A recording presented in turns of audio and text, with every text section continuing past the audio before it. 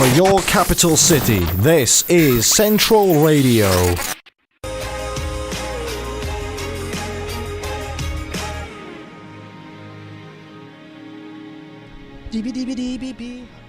Look, I'm getting abuse from you guys on Facebook for playing One Direction again. I'm sorry, it was either that or me sing for 3 minutes. That's the way it goes. Right, I have said yesterday and today I wanted to get a live guest on. And since I started the show, like 10 weeks ago, I wanted to get a celebrity on. Well, we've got one. We definitely have one. Say hello, Becky. Hello. This is Becky, everybody. You know Becky from the telly and the radio. And Becky, you're just a media slag, aren't you? Yeah. Yeah, good. How long have I called you media slag? 6 years. Everybody's thinking, who? Who? You know, it's Becky from This Morning. And BBC Breakfast. Help me out, Becky. What else have you done? Channel 4. Channel. It's Becky from Channel 4. And magazines. I don't know. Have you even been in any magazines? I've been in the Scout magazine and the Guide magazine. I can't think of anything else. Yeah. You lose count after the first two. Yeah. Don't you? Yeah. I tend to as well. So Becky, you're not really famous, are you? No. No, you just pretend famous. Yeah. The best way to. You're one of these Bockers, though, aren't you? Yes, I am. This is how I know Becky. She's a friend of mine who I met through Bocking. Bocking is these jumping stilts. That's where I've been tonight. And I've known Becky for, it's got to be 5 years. Wow. 6.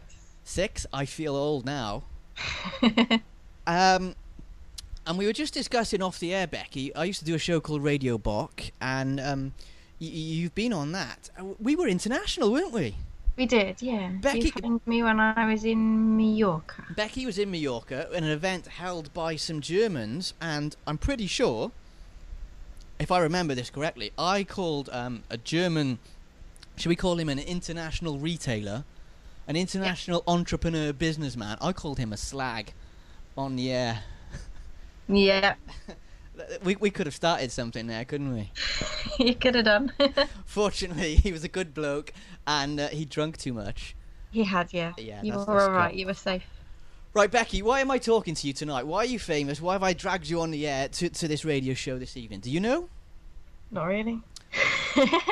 Well, I think you phoned me because I went to Windsor Castle on Sunday. did you? Just like that? You were just driving past and you thought, oh, I'll pop in and see Liz and see how she's doing. Pretty much. Yeah. Becky was involved. Well, you're heavily involved with the Scouts anyway, aren't you? On a national and international front, I think. Yeah. Excuse my ignorance. Exactly what event was on Sunday? It was the Queen Scout Parade. Right. So the Queen Scout Award is the highest award you can earn in scouting, and it's there were 600 of us this year from all around the Commonwealth that were allowed to go to Windsor Castle and parade to show off that we'd all finished our award. You sound like such a professional when you're talking. Do I? Not like me. So the Queen was there, and there's this guy who's called like the Chief Scout.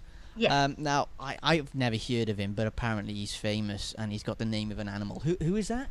That's Bear Grylls. That's Bear Grylls. So I tweeted Bear Grylls once to try and get him to Skype on my show to promote his live show that was coming to Cardiff, and he was very polite by ignoring me in the politest and friendliest fashion.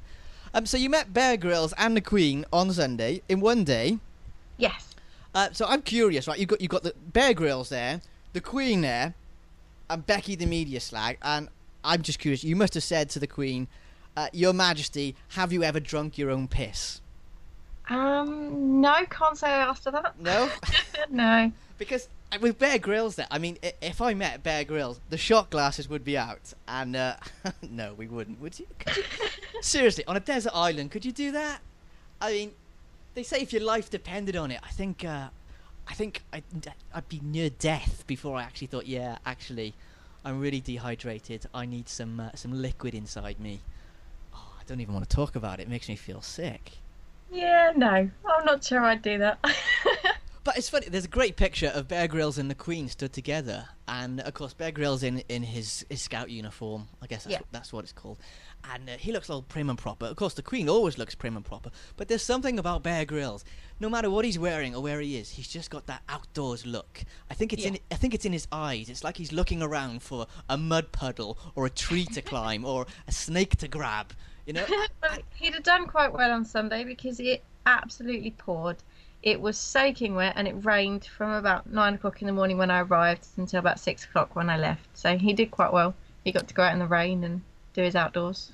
That's probably because of Bear Grylls. They just knew he's hardcore, knew he needs a good tropical storm or something. Yeah. Hosepipe bands all across England, great. Let's hit the floods. And Bear Grylls will, make a dinghy out of 2 twigs and a McDonald's wrapper. Yeah. Clearly talking crap again. What a surprise. So, you met the Queen before, haven't you? Yes. As you do. I met the Queen several years ago. She went to unveil a statue of herself at a scout centre in London. Gosh, I wouldn't like to do that. I didn't know I was meeting the Queen until she arrived. I was a little bit confused when we'd had sniffer dogs running around the building, and all these people kept saying to me, when she arrives, you can't get too close. And then she arrived and I understood what they were talking about. So there's like Secret Service agents all around, and you're stood there going, I'm not that famous, but thanks anyway.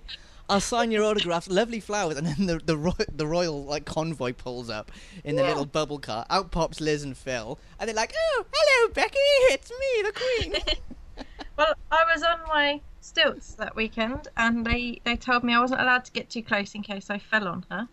And then she walked towards me and started talking to me, and I'd been told I wasn't allowed to get too close, and I wasn't sure whether to answer her or to back away.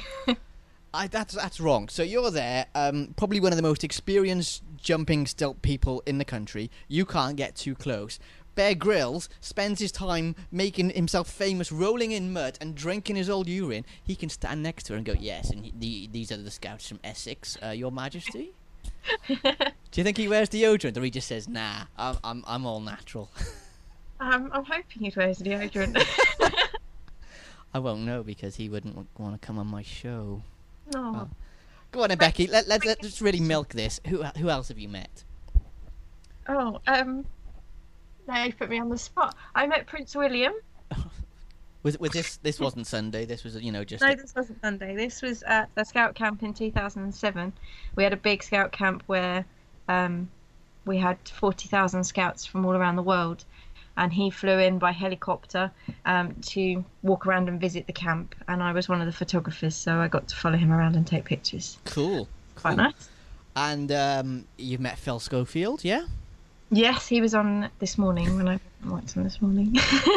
Do you remember when you did that? And I think you had to. Did you teach a vicar or something to go on stilts? Yeah, it was a vicar that likes to do his services on rollerblades. Yes. They swapped his rollerblades for stilts, and I had an hour to teach him how to do tricks on stilts. I don't know how it was for you out there, but I remember watching it on ITV thinking, that's one creepy vicar. He was alright.